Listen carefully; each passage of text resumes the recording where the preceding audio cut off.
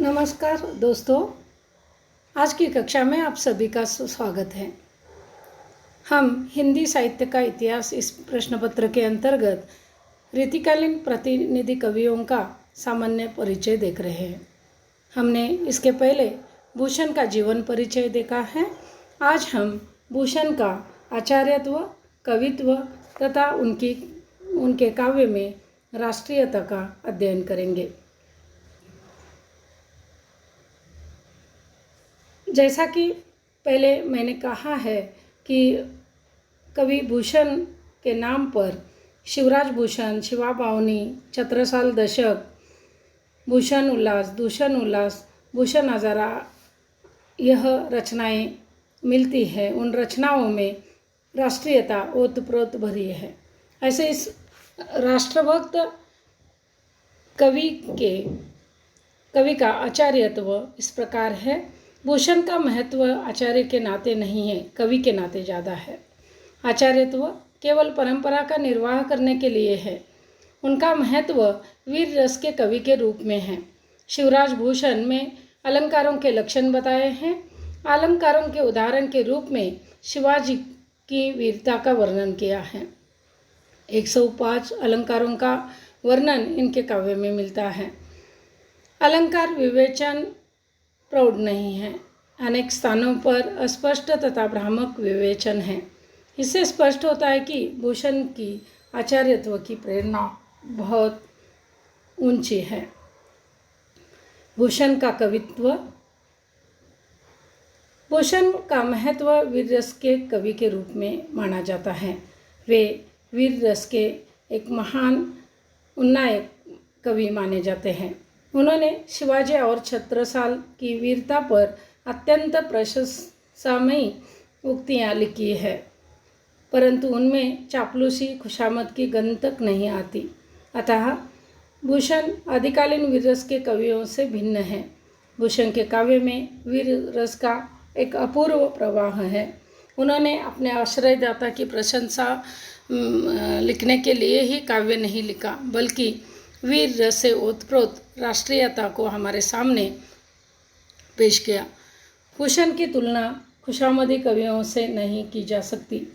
उन्होंने अपने आश्रयदाताओं की अतिशयोक्तिपूर्ण प्रशंसा की है। भूषण की प्रशंसा जीवन को पवित्र, महान, उदार बनाने वाली है। इस तरह भूषण आदिकाल और रीतिकाल के अन्य कवियों से अधिक गौरव के भागी माने जाते हैं।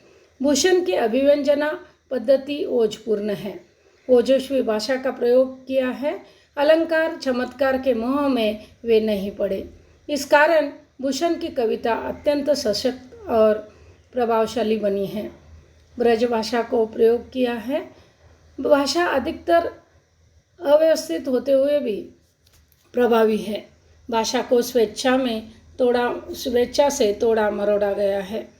फिर भी वीर रस की अभिव्यक्ति के लिए यह भाषा बहुत ही सक्षम मानी जाती है।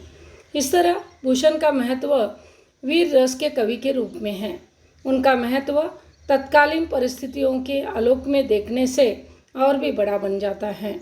वस्तुतः वे हिंदी साहित्य में वीर रस के उन्नायक और उत्पादक कवि माने जाते हैं। एक उदाहरण के लिए, इंद्र जिमि जंब पर, बाड़सु अंब पर, रावण सदंब पर, रघुकुल राज है। भूषण की कविता शिवाजी के चरित्र का श्रृंगार है। शिवाजी की वीरता, पराक्रम, प्रताप, आतंक, युद्ध आदि का अतिशय मार्मिक वर्णन इनमें किया गया है। इसलिए कहा जाता है कि भूषण को पाकर शिवाजी धन्य हुए। भूषण को पाकर शिवाजी धन्य हुए और शिवाजी को पाकर भूषण धन्य हुए। भूषण की कविता में राष्ट्रीयता कुट-कुट भरी है। भूषण की कविता पर जातीयता और सांप्रदायिकता का आरोप लगाया जाता है।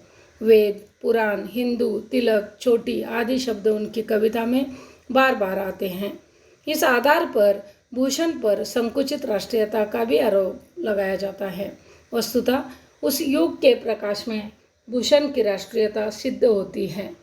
उस युग में अपने राज्य को राष्ट्र समझा जाता था। भूषण ने अन्यायी और अत्याचारी मुसलमान बादशाहों की निंदा की है।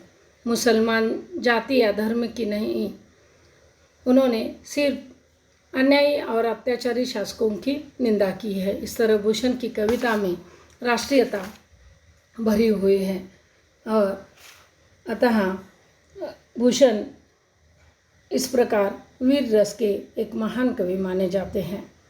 धन्यवाद।